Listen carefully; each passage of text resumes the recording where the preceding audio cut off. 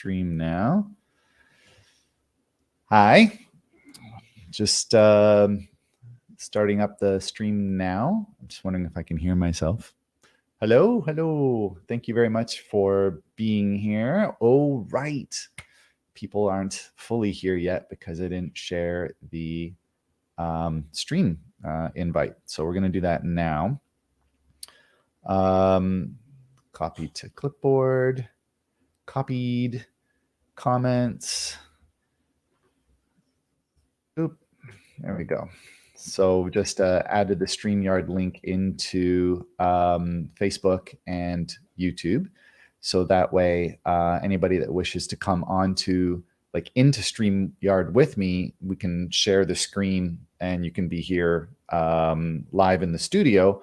Or if you want to just stay out in social media land, you can send some comments by typing into Facebook or YouTube, and they will come through to me here in StreamYard, and I will answer your questions, or we'll kind of do the coaching and the through.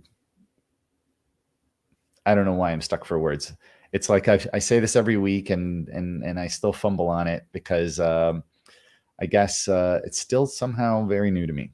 All right, let me just fix one little thing. It's bugging me that this camera is crooked, and I'm a big stickler for things being straight, and it moved right at the last second. There you go. All right, thanks a lot for being here. Hi, Lydia, as usual. She's in the studio with me, so I can see her face every week. And just get Lydia, get a confirmation that you can hear me great. Yay. All right. Awesome. And for anybody else that's out in Facebook or YouTube, please say hi, type in a message, and so that way I can reply, and you'll know that way that I can actually see your questions. So it's good to do a little test right at the beginning of the stream, so that you know that I will be able to reply to you, because that's really the whole point of this. The reason why I'm here doing this is so that we can actually have you be able to get some free live coaching, and in some cases therapy. So I'm going to just hide my mic because I just lowered that, and get this fully set up. All right. Hi. All right, we're here. So I have all of my points typed out, and I'm going to be putting up the points as I talk so you can follow along. We're going to start with this one here. Boop. Change your perspective, getting the praise you always wanted. All right. So we're going to be talking this week about the effects, basic needs that you had when you were a kid and growing up, and what some of the effects of that were if you didn't get what you needed. But we're really going to be talking not as much about the psychology of the ways that you can, I don't know, form from not having your needs met. This is more about perspectives and how you've created meaning towards things. So here's a common example of something that happens when some people are young, and how they can go in completely different directions. So I always like to refer to, it's so strange for me to see myself backwards, like everything's in the reverse. Okay, so okay, imagine twins. Okay, we're gonna name these twins. Imagine there's a set of twins. I don't know why these names are coming to me. Bobby and Brenda. All right, let's go with that. Okay, so these two twins are growing up, and they're in a household where their father is not treating their mom very well. And as they're getting older, into 3 years old, 4 years old, there's more tension in the house, and their father starts being verbally abusive to their mom. They get tense because they know that this isn't the way people are supposed to be treated. Humans really are born with the wiring of self-preservation. So humans really want to have homeostasis. Our brains are wired to bring things to a balance or to a consistent place. We don't necessarily try to make everything peaceful. We try to make things normal. There's a big difference. So we tend to bring things back to what we're used to. So if kids growing up are used to their dad yelling, and then one day their dad just full on stops yelling, that actually creates inconsistency and can make a sense of unsafety.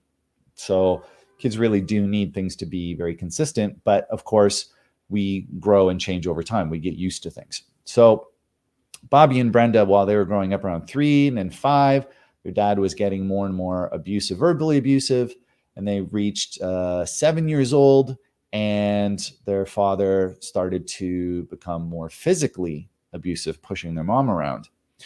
Then when they reached 8 years old, 9 years old, it got to the point where they really felt like they needed to do something about it. They reached past 7 years old into 8 years old, and their brain started thinking about ways that they can deal with this more physically instead of just emotionally in their bodies.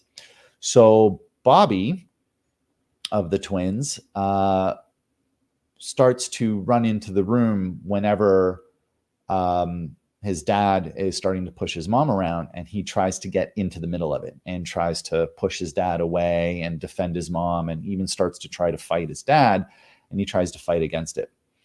Brenda, his sister, though, every time her dad even just starts to raise his voice, she runs out of the room. She just runs right to her bedroom and hides under the covers. And the more that her father gets abusive and pushing. I have a comment here that my video is freezing. So there's nothing I can do about that right now because everything is working on my end. But Georgia, maybe try. I'm just wondering, Georgia, if it is on your end, if there's any way to test that. Can you switch to a computer, an iPad, a cell phone, just switch to a different device and let me know if I'm still freezing, because that is important to know now before I go and run an hour of the video not working. So thanks for letting me know, Georgia. Okay, so Brenda, so now she runs away and hides every time her father even starts to raise his voice. But when the pushing and the shoving starts, Brenda starts to just hit her head on her pillow. Just stop. She's saying it within herself. But Bobby, he just fights even harder every day that this happens. Now, you might say, oh, well, Brenda's a girl and that's why she decided to run away. But no, this is not a girl or a guy thing. This is actually very important to note that male or female, either one of those twins could have decided to stand up and fight, or decided to run away and start actually harming themselves to try and block the tension that's happening with their dad harming their mom. So why does one of the twins become a fighter, and why does the other twin regress, shy away, and hide? Well, here's the thing. Bobby, who's fighting and fighting and fighting, decides that there's no use, that he's never going to win. And Bobby decides that he's never going to fight against anything again. And he moves through his whole life just being a pushover. At work, he stays late, overworks, never gets a raise, and never fights for himself. Brenda, who is hiding, beating her head against the pillow, trying to make it stop, she went the other way. She decided that she didn't know how to make it stop with her dad, but she decided that she will become an activist, and she will fight against all physical abuse against women. And she moves on. She grows up to be an activist, collects money, gets fundraisers going, builds awareness, and that's the way that she became a fighter. This could have gone either way for either of the kids. And I'd like for you to put yourself in your situation when you were growing up. What was happening around you that you wish you could have put an end to?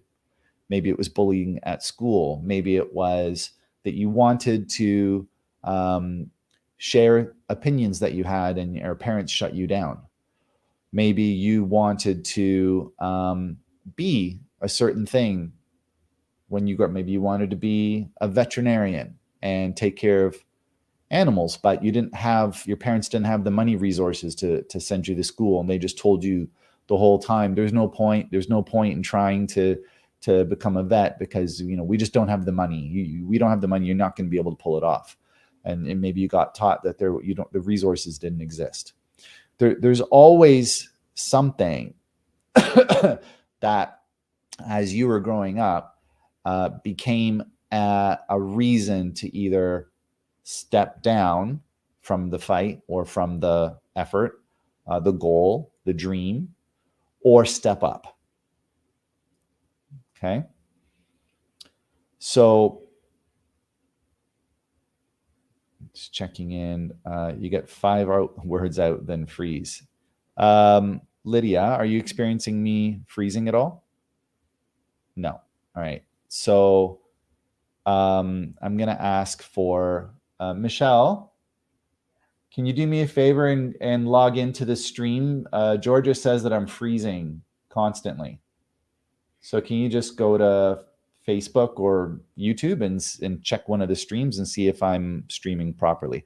If there's anybody else out there that wishes to help, please send a comment through and let me know if you're having any trouble with me freezing. Okay. Yeah. Okay.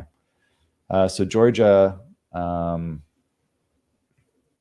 reply to Georgia because this is a live stream for us to be able to interact. So I just want to take care of everybody. So bear with me 1 second.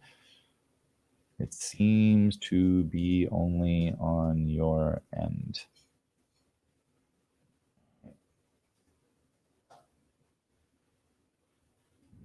Bear with me. Try someone else's phone or switch to YouTube.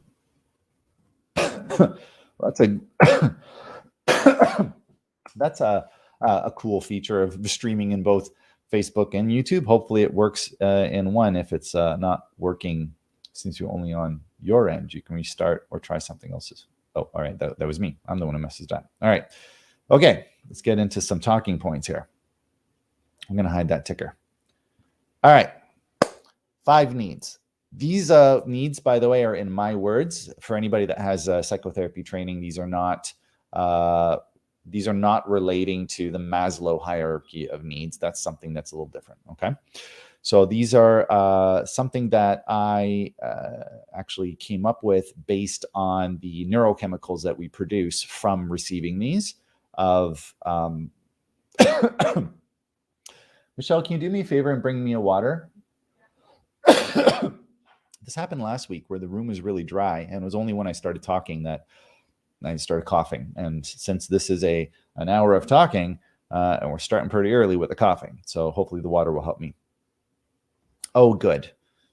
Great. It really was on Georgia's end. Georgia is back. All right. So serotonin, dopamine, oxytocin,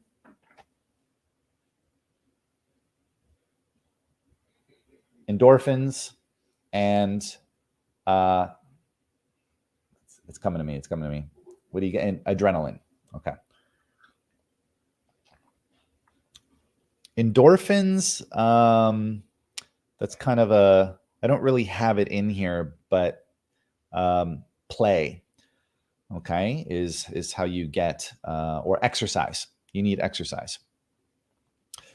So, but these 5 needs are needs that you have that will change I believe, will change your personality. These will affect the way that you grow in the example that I gave with Bobby and Brenda, and the way that they've decided to, to create a purpose for their life.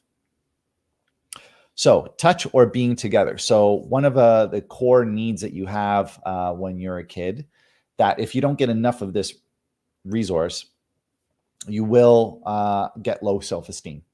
Okay. Excuse me. Dealing with the throat thing. All right. So touch or being together. So touch releases oxytocin, but so does just basically quality time together. So if you have young kids, when I had young kids, I have two boys. They're older now, but when they were young, I I made sure that they were just always in the room with me. So I didn't create a separate playroom for them, which is pretty common, or some people will have a basement and that becomes like the rec room, and they'll send the kids downstairs while they're making dinner, let's say. But I knew the importance of always being in the same room. And so I just made sure that whenever I was doing hobbies or getting work done, or if the kids were playing, if I wasn't playing with them, I made sure that they were playing in the same room that I was working in. And that releases oxytocin. Okay. And the love languages, some people know about the love languages. That's just called quality time. Comfort from safety and consistency. So comfort from safety is, you have a need to not be endangered. So to have somebody not hitting you or yelling at you or making you feel like you have to fear for your physical safety. So you need comfort from physical safety, not being put into pain. And also emotional comfort is from consistency, or I don't know if that's emotional. It's really psychological comfort is basically predictability. So if you know that your dad's going to come home and yell at you, and that's really not very physically safe, doesn't feel physically safe. But at least being able to predict that that's going to happen, like just knowing that it's going to happen, is actually easier on us than if we have no idea when somebody's going to blow up. Okay. But of course, consistency when people are promising this is okay. So this is more like, don't worry, Jane, I'll play with you tonight. Oh, you know what, Jane? Man, I really wanted to do it, but not work came up. Tomorrow. Okay, next day. Okay. But Dad, you said you were going to play tonight. Yeah. No, we're totally going to do it. Just give me an hour. An hour rolls by. Okay, give me another half hour. A half hour rolls by. Okay, give me another half hour. This is lack of consistency, and this really harms a kid. Okay. Comfort from food and drink. Okay, this is a basic need, but the thing is that if your parents didn't feed you when you were hungry, or give you, I'm saying food and drink, but we're just talking about let's just call it food. Okay. If you didn't get enough food at the point where you were hungry, that is a very severe lack of safety, and it creates a personality type of hoarding, or trying to hold on to things right when you get them, because you don't know when you're going to get what you need. Okay, so another thing about food and drink is that it feels food and drink, it can be considered a reward. So if when kids are growing up, they always get if they were to always, in wartime, there were people that could only have the bread and potatoes, and that was what they ate every single day. And if they had their basic needs met, that still wasn't as comfortable to a kid than having variety. So there is a comfort in having something that's fresh and new, which is actually kind of the opposite of the comfort of consistency. But food works a little bit differently. We kind of want variety with food, but we really like consistency with people showing up on time and playing with us consistently, and having good bedtime schedules, or just daily schedules. That's very important. Praise. This one is Praise gets you serotonin. So when somebody, or actually, no, I apologize. Praise gets you dopamine. So this is basically validation. Oh, good job. Or compliments. Oh, I really love it. The way that, oh, I love the way that you painted with your finger on that paper, whatever the case may be. Oh, I really loved that idea that you had. Thanks so much for sharing that with me. So this kind of praise will help you to feel like you are worthy. Okay. And that it's worth your time to keep sharing or to keep doing something that you love. So this is a very important thing to get is validation, good job, or praise. I really love that. Slightly different things. That's why it's in brackets. Okay. And the last one is encouragement. So this one is where you get your endorphins or your adrenaline from. So this is a really good one. I remember this. Bring my kids to the playground, and they go down a slide that's very short, but they see the really tall slide, and they think, "Oh, I really want to go down." Hey, short slide equals fun for a short amount of time. I'm assuming long slide equals fun for a long amount of time. I'm going to go up that slide. And they go up like 5 steps, and then they realize they're really far off the ground and it's scary. And of course, they just either come back down or they freeze. And they just start screaming because you got to like pick them off the stairs going up the slide. So, let me know if you're familiar with that one, but I've definitely been there with my kids, and I've been there as a kid. So what do we need? Encouragement to try something hard. There's a lot of encouragement that you can do it. Let me do it with you. Let's do it together. Or, I know it's scary, but, just think about what's on the other side of that fear. If you keep trying, on the other side of that fear, you get the experience of having a big long slide, and then you might really love it, and then you won't even think about how scary it is to go up the stairs. So there's a lot of encouragement, and encouraging your kids, or if you were encouraged to try hard things, that would actually build resiliency, and you would be, it basically just reduces your amount of fear of trying something new. Okay. And trying something new, of course, is how we get serotonin. That's where serotonin comes from, is trying something novel or new or something genuinely different. And that helps us to become more creative and want to seek out creative things. All right. So, oh, that's fun.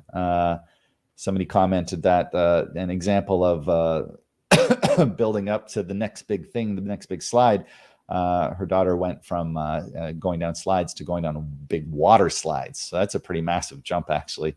And that's something really different. So that's great. All right, we're going to hide that. So,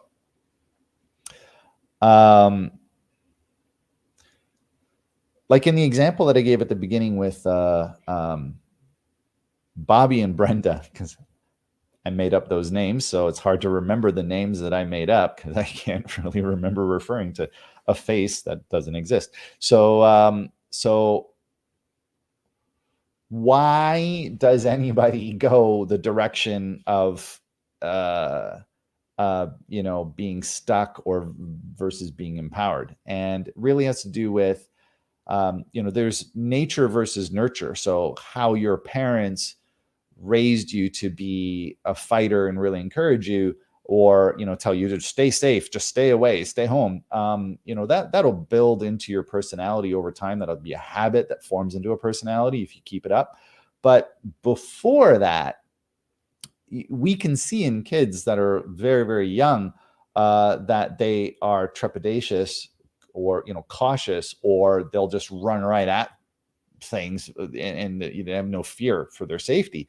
They're born with that level of personality in them. And I think that there's some debate over where that core personality that is our nature comes from. Epigenetics, does it come with, is it in your DNA? But you can have your grandfather was a warrior and your father was a warrior, and you're the dancer, you're the lover, you don't want to fight.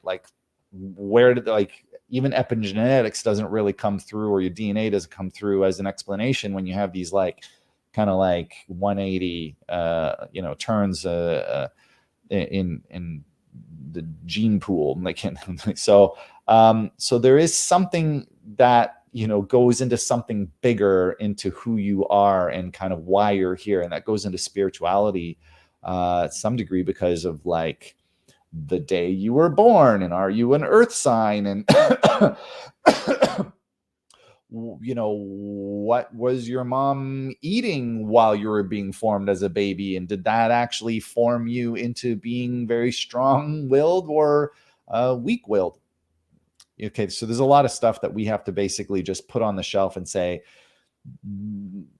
there's your core personality, and I think that's going to change how you react. But everything after that core personality, it's trained, it's patterned. You can create whatever you wish with your perspective and your personality over time. Okay. So when something happened and it was programming you or patterning you, or you were basically behavioralizing you, I don't know, I'm making up a word now, but basically forming your behavior. I wonder if there is one word that means forming your behavior. But anyway, developing, I don't know. So when you were growing up, a tension of some sort was presented to you somewhere, even if it was, I lost my toy, I'm in my high chair and I dropped my apple and I can't get it. And like, there's always some kind of like, challenge that you have to overcome at every age. And there are only 3 reactions that you can have to a challenge or some form of tension that is presented to you. You're either going to just not care. Apparently they don't like my dress today. I don't care, whatever. I'm going to move on. That's apathy. Or like, what's the point? Apathy is more like, who cares? That's more like, I don't really want to do anything about this. It doesn't really matter to me. So there's kind of an apathy of like, I don't really have the energy to care about this, or I see what's going on and it just doesn't matter enough to me. So there's kind of the neutral zone, and then there's the up and the down. So there's, I'm going to fight against this, and I'm going to be an activist, and I'm going to put a stop to this around the whole world. Okay. So there's you're going to progress or you're going to regress and say like, there's no point, let somebody else do it. I'm too weak. I'm not going to be able to make a difference in the world. So I'd like for you to take a moment here and ask yourself, and please share with me if you can in the comments, what was your basic reaction when people yelled at you, or when you didn't get your way, or when there was when you saw the news of something bad happening in the world? Did you feel like you wanted to stand up and fight against it? Or was it more your way to run and hide? And I don't necessarily mean for that to be from a place of like, it's not like you're a coward or in that situation. It's not like a person is a coward when they're running away. It's just their way of dealing with it is actually step back and let it pass. Okay. So a reaction of shutting down is, if I do nothing, it will go away. That is actually the active choice. Doing nothing is apathy. That's neutral. But were you the kind of person that was like, I'm going to just stand back and watch this pass as the solution? Or is it more your way to actually stand up and fight against it?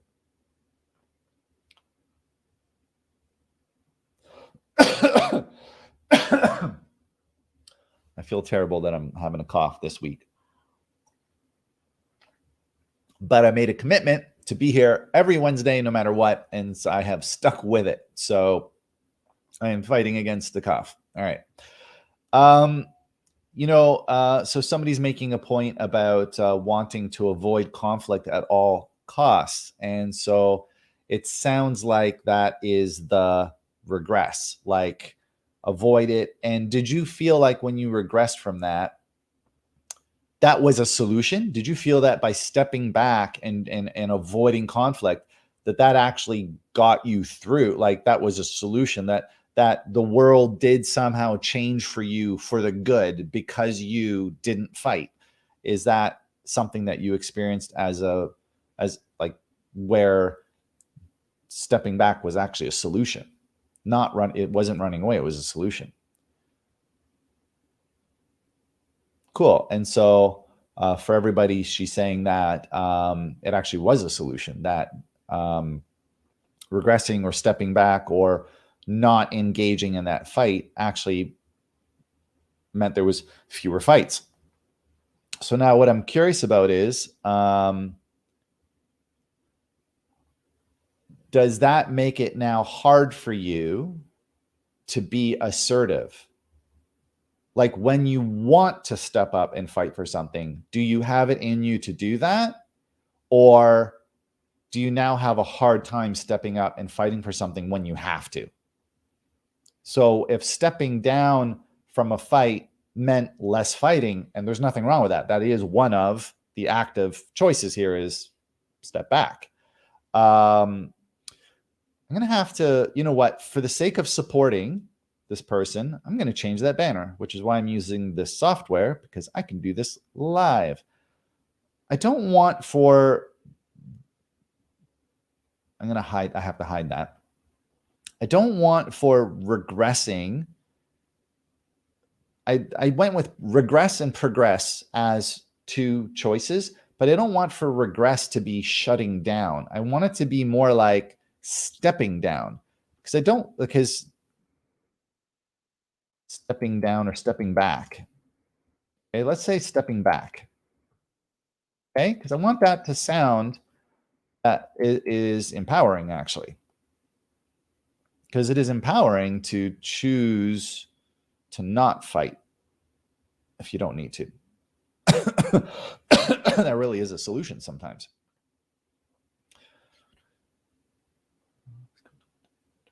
Yeah. So she's sharing that that I'm just going to read the quote. The public doesn't know who this is. I feel like I'm not sure about the wording of this. My internal drives force. My internal drives. Okay. I feel like my internal drives force me to fight, but I'm not always comfortable doing it in a direct way. That's interesting. So as a solution, this regressing from the fight, stepping back, but you can create the change that you wish to see through kind of a roundabout way instead of directly trying to force it. So that's great. And I think that there does need to be a balance of knowing when to actually step back as a reaction to attention or something fighting against you, and when it's time to step up. I think that there is practice that's needed to learn when it's time to do either of those. Okay. So I'm going to hide that now. So this week, we're going to focus on, okay, so we can pick in different weeks what the results are of different ones of these, not getting different resources. So we could spend a week on seeing what would happen if you didn't get literally just the food and drink that you needed, and what kind of, like, did that result in eating disorders? Did that result in you not working as hard towards your goal in some way just because you didn't get food and drink? I think that not getting different ones of these is going to have different results. So we're going to focus this week on praise and validation. Okay. And that's going to lead us to an exercise called Getting the Praise You Always Wanted. So I'm putting up a point that I just made because I put it up too late. I meant to have it there while I was saying it. All right, so there it is. Now you got a visual. What I really like about having these on the screen is that if somebody's watching a replay, they can scan through, or if you ever had to watch a replay of this, if you're here live now, you can scan through the video on YouTube, and these will pop up, and you can kind of find the chapters in that way. Okay. So an important point to make here is that before you, as you're growing up, every 7 years, you have a core set of needs that is going to, we always have those 5 needs. And we always need the safety and consistency. We always need to manage, it's shockingly that I have to point this out, but like literally your food and drink as a means of emotional support because of overeating and junk food eating. So that is an important point within itself. But we do always need to watch for those 5 needs. Otherwise, we're going to get disconnection and depression. But every 7 years, your body focuses on one of those 5 needs more than others usually. So before you're 7, you desperately need those 5 needs from your parents. Okay, where else are you going to go? I mean, you're 7, right? So between 7 and 14, we all become more independent and we start to push away from our parents. And by the time we're 14, we're out trying to get boyfriends and girlfriends and trying to spend our days in the mall because, where else are we going to go? We're going to, in the winter and out in the parks all day and all night when it's the summer, right? I mean, we all did that. And then between 14 and 21, you hit this age of majority, 19 and 21, Canada, US, where you're like, and 16 also comes. So you're getting a car, you're getting mobile, you can get a job, you can live on your own, you can sign for yourself. So your needs at that point are more, 7 to 14, it's like independence as a personality, like I am me and I'm not my parents. But between 14 and 21, it's I'm part of a group of people out in the world. So the independence is really more of a connection to a group or a tribe of people. And you're out looking for your life partner, between 15 and 21. You're looking to build a family. By the time you're between 22 and 28, you are probably trying to have a house, a career, get kids, and really form that family. And you can see how, I can go on and on, but every 7 years, there is this kind of phase that your body goes through because of your neurochemistry. You got the I can't remember what it's called now, what women have, like the clock, like the what it's called, the clock when you want to have kids, like whatever that's called. And so by the time you're getting into, let's skip ahead to like, I didn't do the math on what every 7, because so let's say 70, 77, when you're getting into like the 60, over 60, you're starting to return back towards keeping things local into the house. In the same way that you couldn't go anywhere before you were 7, after like 70, you're getting close to a point of not really going very many places. And you're looking for your fun and your comfort to be more like from your family coming towards you and spending time with you in your house. So you're kind of doing everything together, kind of like at the beginning. Okay. So that's going to be an important point when we move forward to the praise you always needed. The reason why I made that point, by the way, is going to be very apparent when we do the exercise. Okay, so another important point, aside from the needs changing as you're growing, before 7, you have a tendency of blaming yourself. All kids will think it's their fault if their parents didn't get them some need met. Okay. After 7, especially around 12, kids are pretty much going to blame their parents. Okay. They're just gonna be like, it's your fault. It's all your fault. It's like it's the opposite. Like everything's your fault. I'm like, I did the best I could here. I did good things. I got you good clothes. And it's like, yeah, it's your fault that my friends don't like me. I'm like, take some responsibility. They're a kid. But before 7, this is really sad, actually. I'm was really quite impacted to learn how much we all blamed ourselves before we were 7. And we didn't even know we were blaming ourselves because we weren't trained before 7 on psychology and how to use our words and communicate effectively. We're really, our parents are really trying so hard to make us little miniature copies of them. Like independence is not really what we're being raised to be before 7. So we have a tendency of blaming ourselves that we're not good enough. Okay, we're not lovable enough, or we're not worthy in some way of getting these needs. Well, if my parents, so the internal dialogue is not that we don't normally use these words when we're 7, but like it kind of feels like, hey, my parents are supposed to love me and they're not loving me right now. So, are they loving other people? Like, is somebody else getting this attention and it's just me? Like, what am I doing wrong? What's making me so different than everyone else? And we start to feel another internal dialogue, if we're not doing that comparison, is my parents aren't here giving me attention right now. I'm all alone, but I can hear them having fun or talking or doing things with other people, but they're not doing it with me. So I'm just sad about that. Like, I mean, that's really the internal dialogue is that sucks. I feel sad. And I'm going to start to give up on trying to get their attention, and I'm going to go get it somewhere else. I can't wait for the day to come that I can get out of the house.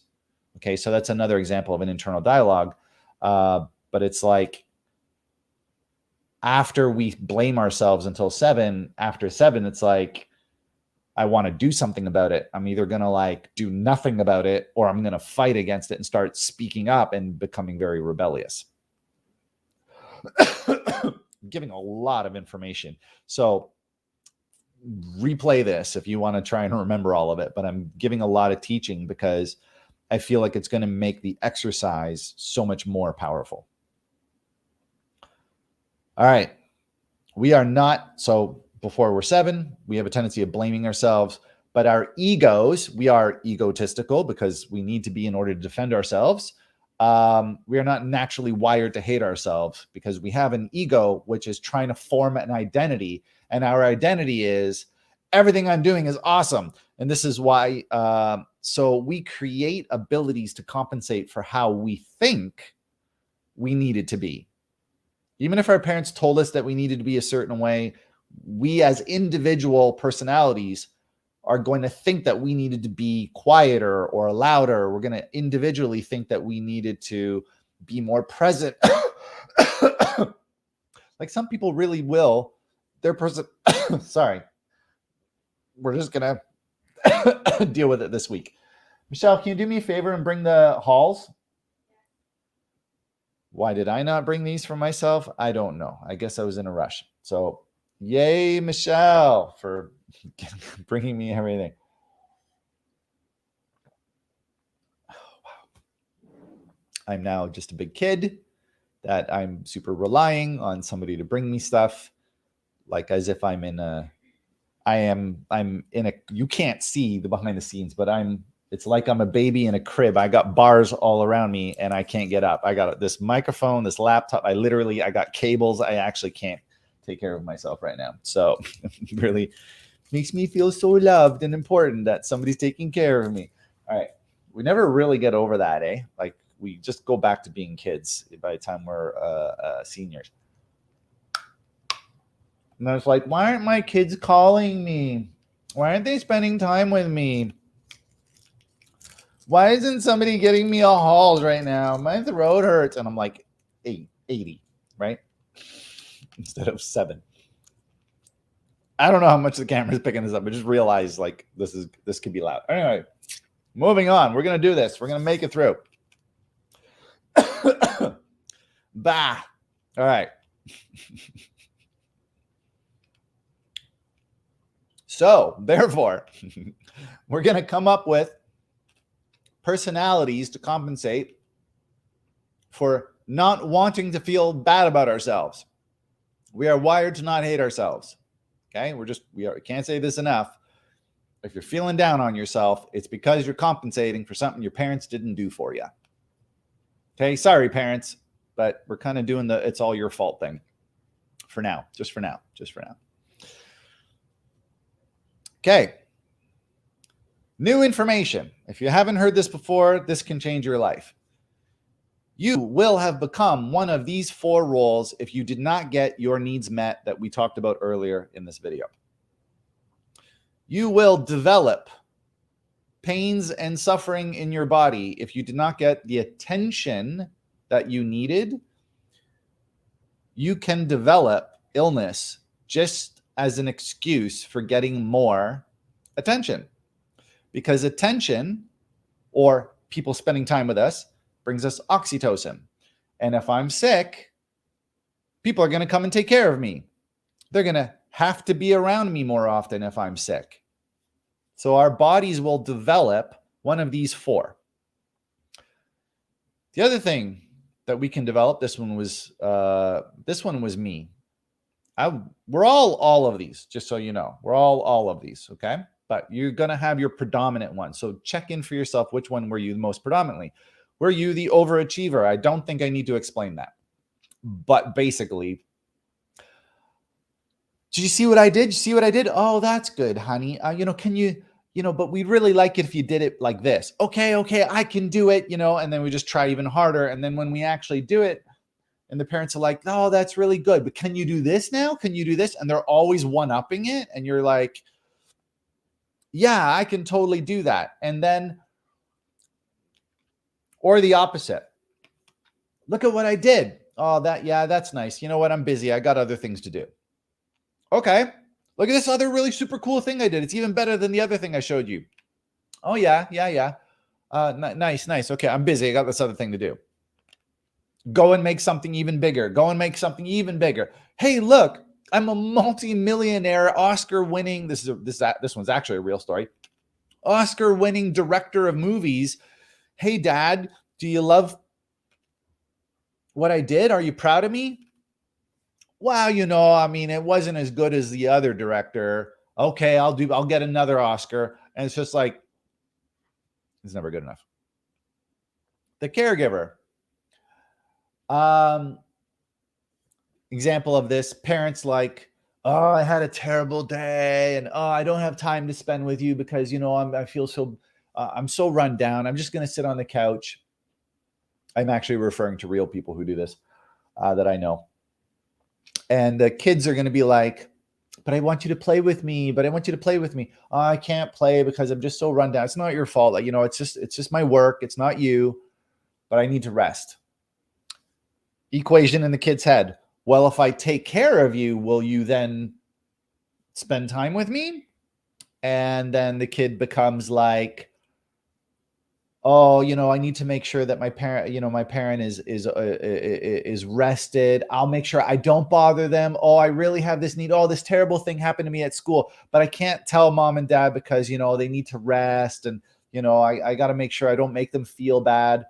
Another caregiver is parents like, you're never clean enough. The parent might say, oh, your grades are never high enough. That one's the overachiever.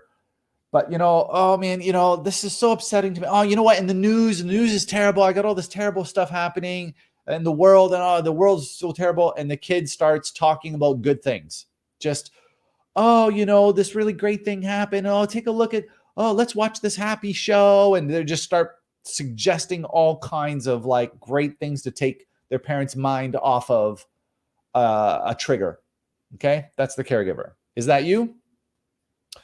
And the last one is the rebel. Trying to think of an example of the rebel is like, the parents are like, you know what, your sister and your brother, they're, I love them so much because they're so kind, and, they're always thinking about others, and I'd love for you to be that way too.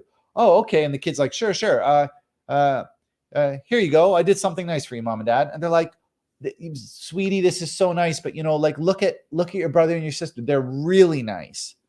And then the kid's like, you know what? F you. All right. I did something nice for you, and you could have just said, good job, but no, you're always comparing me to someone else. Screw you. I don't care about anymore. You know what? Oh, you want something nice? All right. I'm going to blow that up. I'm just going to start complaining in front of your friends. I'm going to show up late. I'm going to start sabotaging everything because you know what? Like, why didn't you just love me the way I was? Why are you always trying to get me to do something for you? Why are you always trying to get me to be nicer and dress a certain way? Why can't you just say, I love you, you're good enough? That's the rebel. Does that sound familiar? All right. So different people are going to know this, and here's the other thing. If there is a family of 4 kids, they will not all become the same way because you have individual personalities. Like we talked about, you have your core nature from when you were born, and it's going to make you predominantly move towards one of these 4. So you might have one of the kids always like this. Another way of calling this is the genius. They're always like super high grades and they're always doing really amazingly. And the other kids, they just aren't as smart, or it's not really their aptitude.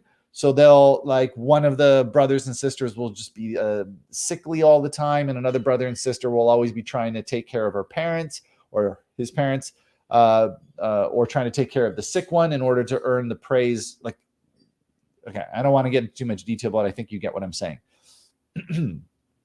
All right. We are down to the end of it. Lots of education. Really think to yourself, which one were you? Feel free to share.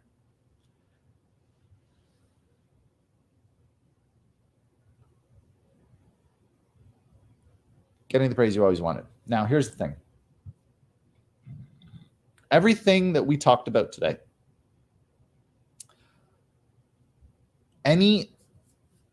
not getting any one of these can lead to one of these 3 reactions. Not getting any one of these is going to lead to you not feeling good enough, not feeling worthy, or you just don't have access to those resources. Like it's not your fault, but you weren't born with a silver spoon. Oh, woe is you. There's no point in trying because money doesn't grow on trees. Like any one of these can lead to you feeling like you don't deserve or don't have access to something you deserve.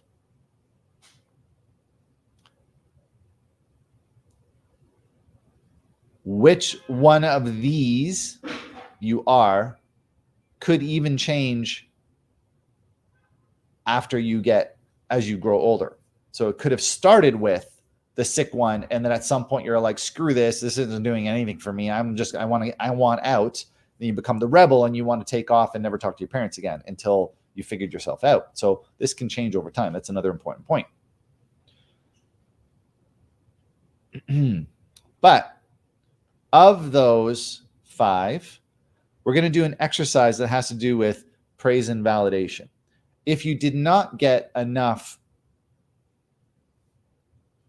compliments, or even if it's not compliments, just being seen for what you were doing. Like even if you weren't fishing for compliments and you just did really cool stuff and you thought they were cool on your own, if you didn't get enough notification from your parents that they're aware that you were doing that and just basically saying like, I'm proud of you. Like I see what you're doing and like, keep it up. Like just anything. If you didn't get enough of that, you will go seeking it in the world. And that's where you get some people that have become like social media, like fanatics because they need all of this praise and feedback. Anyway, we're going to focus on praise and validation. We're going to do an exercise for that one thing. This exercise is called Getting the Praise You Always Wanted. I will make an effort to move through this without coughing. It is important, okay? Because we're going to... thanks for sharing that, Lydia. But, look for it, Lydia, in the world, which one you are. And I think there is some value in knowing which of those 4 you became. I think there is a value in knowing it, and you're only going to know for sure when times are tough or when somebody's really challenging you or when there's a fight. So if it's your way, if it was your way to, let's say, back down from a fight, that's okay. That's keeping the peace. But is that caregiving? Maybe not, because you're not trying to actually do something for someone. You're just trying to preserve yourself. So that's not necessarily caregiving. But that might also fall into the sickly one. Okay. Oh, I don't have it in me to fight for this. Okay. That's the sick one. That would go into the sick one. Okay. Does that make sense, or does that help? Just to kind of give some frame of reference. Okay. I'm assuming there is typing happening. Okay. Happening. All right. Okay. Cool. The Halls is definitely helping with the little tickle that I had in my throat. So I'm going to get a bit more of that. And then we're going to do the praise I always wanted. And that'll be the end of today. Cool. All right. Praise you always wanted. So this exercise is a guided visualization. So I'm going to talk continuously and you're going to follow along, and hopefully you're in a place where you can focus for 5 minutes. Okay. The exercise only takes 5 minutes. You can run this exercise as many times as you want. I'm realizing that if I put this in my mouth, it's going to stop me from coughing while I talk, but it's also going to stop me from talking. Let's just see what happens. All right.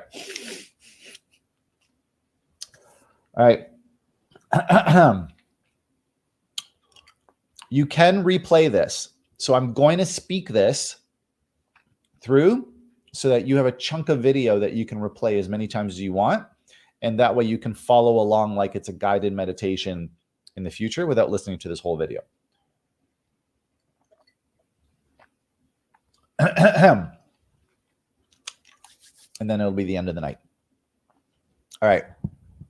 I'm actually going to bring the microphone into the screen, which I rarely do, so that there's more effect of my voice, and I can also talk quieter. Okay, because there is a way.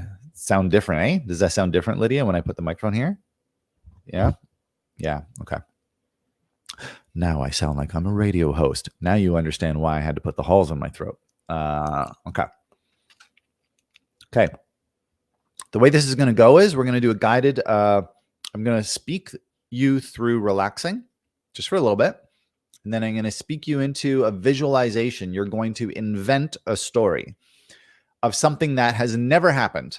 You're going to invent a story of you actually receiving the praise you always wanted. Okay. And I'll guide you through what that sounds like.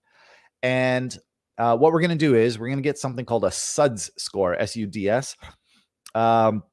Your SUD score is whenever they say between 1 and 10, with 10 being the worst and 1 being the best, like this is your SUD score. So I'd like for you to just right now, before me doing any kind of like relaxing or guiding, I'd like for you to get a number between 1 and 10, 10 being the best, of did you feel like you got all of the praise you wanted? So 10 being, and this is just a first number that comes to your head, 10 like, yeah, I totally got all the praise I needed. I have really great self-esteem and I totally believe in myself. Like I know that I can pull stuff off. That would be what would happen if you got all the praise that you always needed. What is your number out of 10? Really feel into it. Don't try and calculate it. Okay. So I'm going to ask you again, and you're going to just spit the number out on a scale of 1 to 10, with 10 being the absolute most and you feeling the best. What number comes out of you naturally when you think to yourself, I got all of the praise and encouragement that I needed? Okay. And just type out a number. Great. Okay. Or just hold that number in your head if you're watching this in a recording. Okay. Let's see if that number changes. 5, 4, 3, 2. Become aware of your surroundings now. What are the noises that are happening around you? And become aware of any movement that's happening around you. What are the sounds and movement outside of where you are, outdoors? And how about right around you? Is there anything moving? Become aware of the temperature of the room. Do you consider it warm, cool, or perfect? Now become aware of the chair that you are sitting in or the seat that you're on. Is it soft? Is it hard? Is it comfortable? Do you find it easy to sit properly in your seat? Become aware of your body and whatever tension you may be holding in your shoulders. Just give yourself permission to shake off the tension in your shoulders. Shake it out and let your shoulders relax. Become aware of any tension or tightness in your neck. And give yourself permission to just shake that off. Just take a deep breath and shake it off. Breathing out. Allow yourself to become aware of any tension in your back or chest. Just become aware of it. And take a deep breath and make a loud sound of a sigh as you sigh out. Ah. Give yourself permission to just let that go. And do it again. Breathe in. Become aware of any tension and breathe that out. Shake it off. Shake it off. Now let's take a relaxing breath. Breathe in and just relax into your seat, breathing out in whatever way feels comfortable to you. Continue to be aware of your breathing, feeling your breath moving in and out of your body. Feel the temperature of your breath and the air.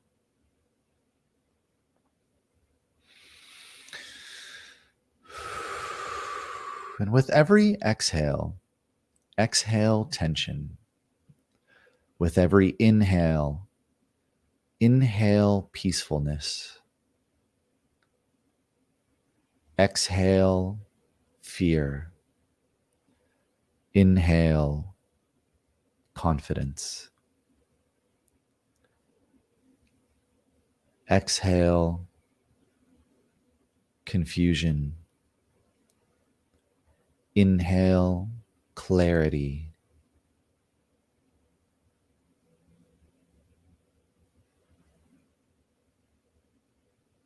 Exhale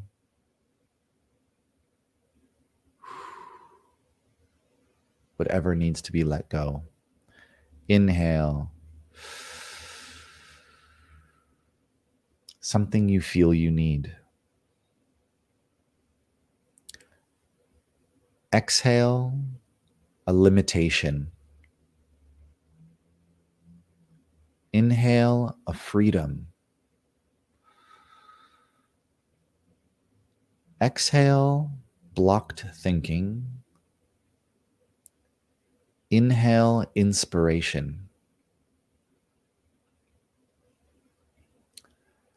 Exhale restriction. Inhale permission. Give yourself permission now to close your eyes as I count from 10 to 1 and let yourself relax with every number. 10, releasing all of your tension. 9, feeling so relaxed and peaceful. 8, being grateful that you're here, having this beautiful experience. 7, relaxing deeper and deeper. 6, feeling all of your tension fall down out of your feet into the earth. 5, feeling so much more relaxed and at peace and trusting. 4, feeling so ready to receive all of the praise you always wanted. 3, feeling so safe and confident in yourself. 2, relax deeper and deeper. 1, feeling relaxed and ready and excited to get all of the praise you always wanted. Feeling so relaxed and present now, you imagine yourself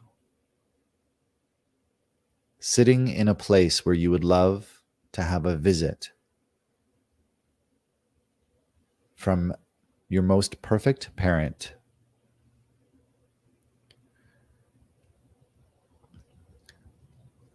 And you're feeling ready to have that visit. You're so prepared and so ready, and the time has come and your parent has arrived. And maybe it's both of your parents, that's okay. But your parent comes into the room where you are, or if you prefer, your parent gives you a call and you answer the phone because you're so comfortable where you are that you're happy to be on the phone. And your parent is with you now, and they're so excited to be with you and see you. And they start telling you how good you are. They tell you about something they noticed that you did today that they really liked. And it was something that actually you really liked too. That makes you feel happy. You feel really seen and validated because they are telling you now how much they really loved the way you did that thing that you were proud of today.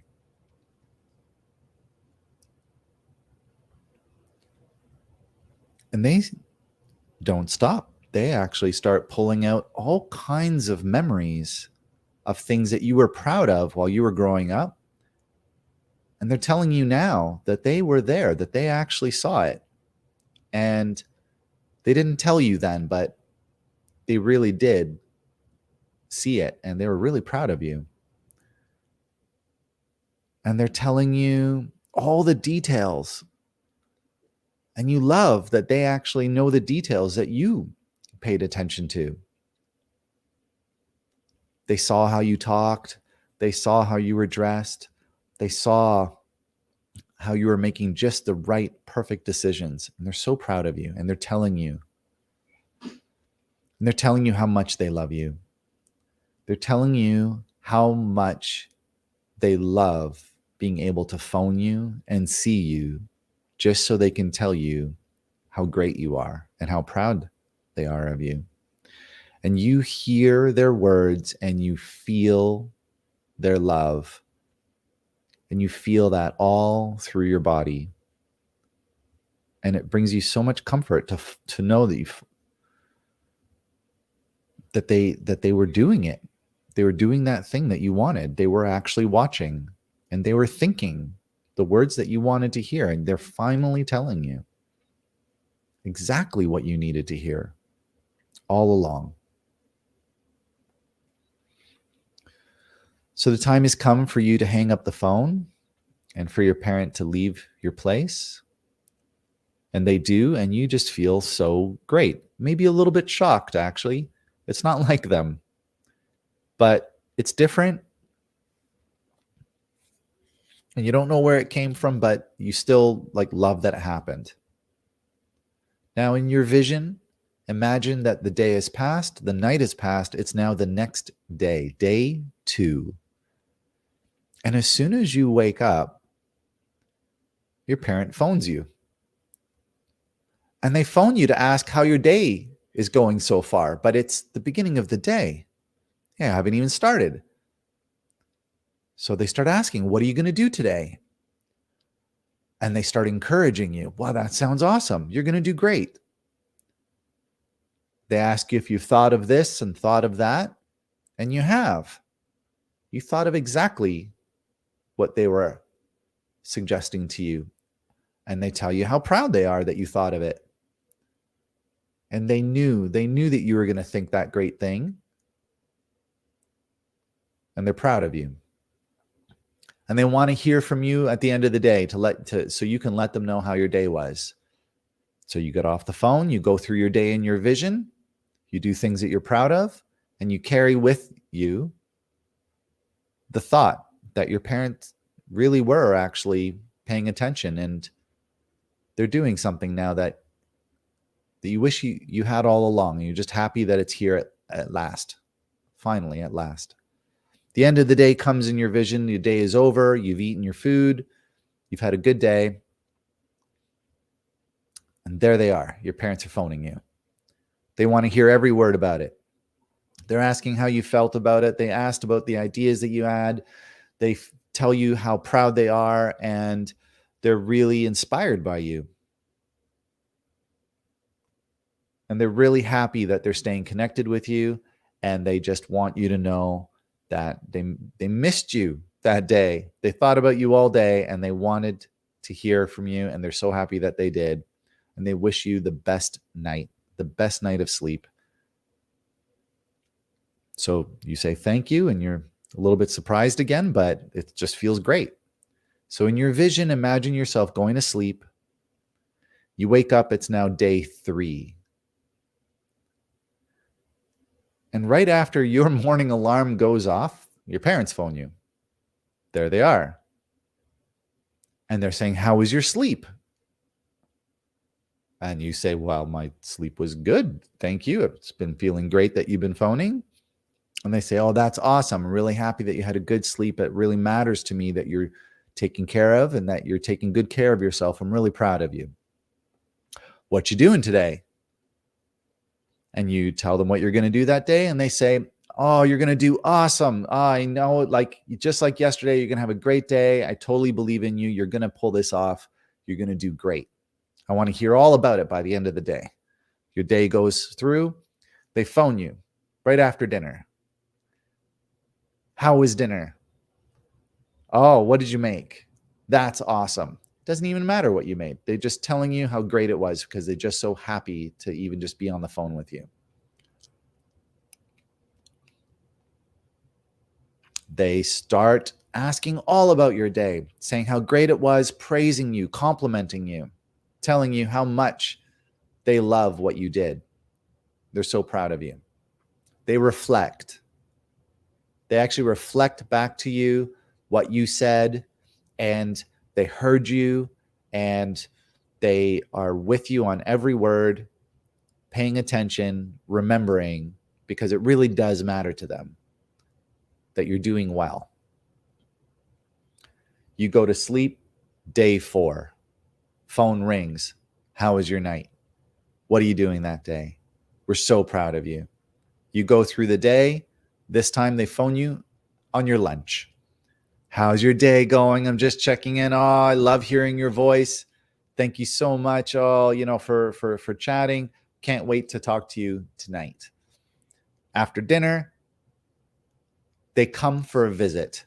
They show up. They're complimenting your house. They're telling you how great you're doing. They're feeling awesome. You feel how genuine they are, and it feels good. And you're really just happy that they're around because it's been so long.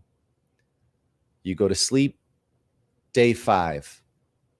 They phone, they compliment you. They phone throughout the day, they compliment you.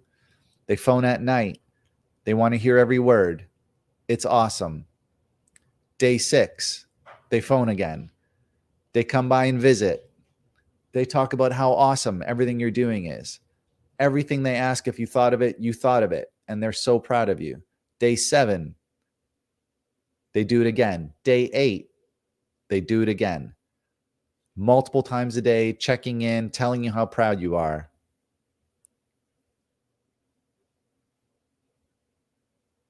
And you start to feel full.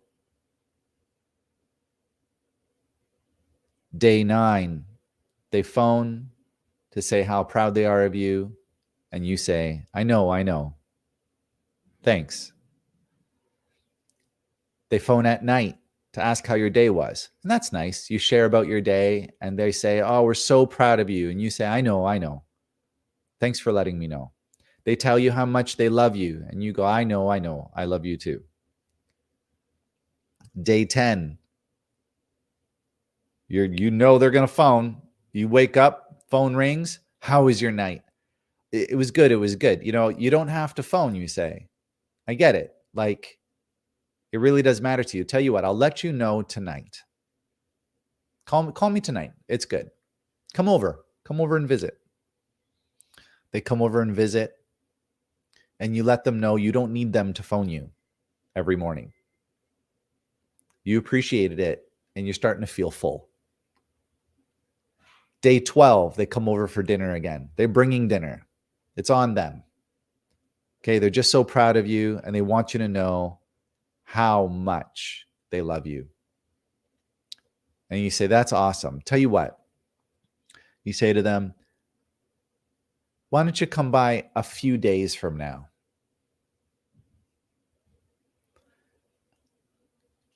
I'm busy, and I really love that you're calling and checking in. It feels awesome, but I want to focus on a few things that I want to do. So let's talk in a few days. And they say, no problem, of course, whatever you want. A few days goes by, they phone after dinner, you catch up, you share what you went through, you tell them you love them, and they say, is there anything that you need? You say, no, not at all. I'll tell you what, how about like a week from now you come by? Come by and visit on the weekend, but next week.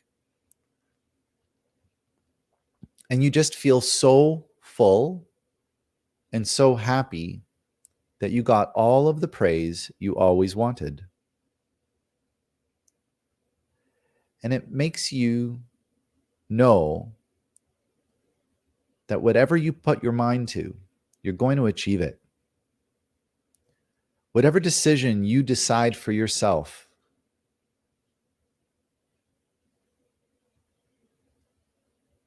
you can trust yourself. You can trust that you're going to do good.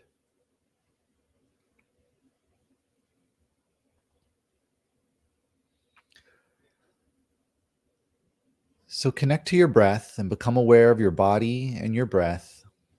Relax. And I'm going to count from 1 to 5. 1, you're feeling so full and feeling so happy that you got all of the praise you always wanted. 2, you're feeling like you can handle anything that comes your way. 3, you're feeling refreshed, feeling renewed, and feeling full. 4, you're feeling confident and feeling like you can handle anything that comes your way. 5, you're feeling loved. You're feeling seen. And you feel so worthy of all of the love that you have. So come back fully now, fully awake, fully present. And immediately, on a scale of 1 to 10, with 10 being the most, how loved, how full, how much praise does your body feel like it got? Do you feel like you got all of the praise you always wanted? Immediately say a number between 1 and 10. Do you feel like you got all of the praise you always wanted? What number is that? Okay. And a separate question.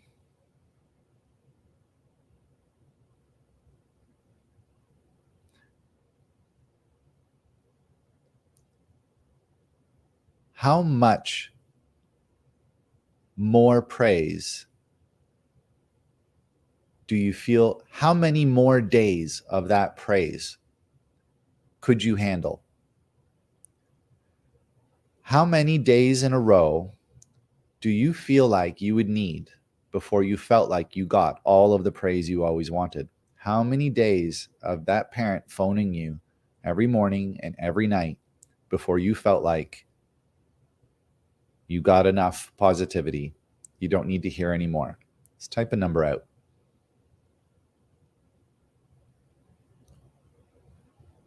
Because is there a point where you start to realize you're not 7 anymore? You don't really need all of that from them. And maybe you need it from somewhere. And maybe you need it from yourself. But if you do this exercise over and over again, it doesn't take very many times. There will be a point where you will realize that you are older now. You're an adult now. And you don't really need all of the praise that you needed when you were a kid. And if you do imagine in this exercise having all of the praise and hearing all of the things that you always needed to hear, your body will actually have the neurobiological reaction over time as if you did get it. It will start to create the chemicals that you would have got. It really comes down to how deeply you allow yourself permission to feel the effects. So I'm going to read a comment that just came through because somebody went through the experience. I'm not going to read it out loud, but just in case there's something she doesn't want to share.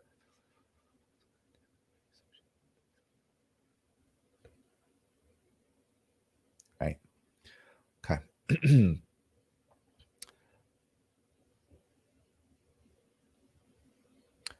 I think that if you were somebody that was, to go back to the example of the fighter or the progressor or the regressor, okay? The person who stepped up to fight for something, the activist or the pacifist. There's another two way to say it. Imagine instead of the praise you always wanted, it was more like gratitude. You can repeat that exercise again. And instead of it being the praise you always needed, how about it's the acknowledgement that you always needed? Just something more like, I see what you did. I see what you did for me. And thank you. So we can call that the thanks, getting the thanks you always wanted. We can also do this exercise, getting the acknowledgement that you always needed or wanted. It could be the recognition. It could be the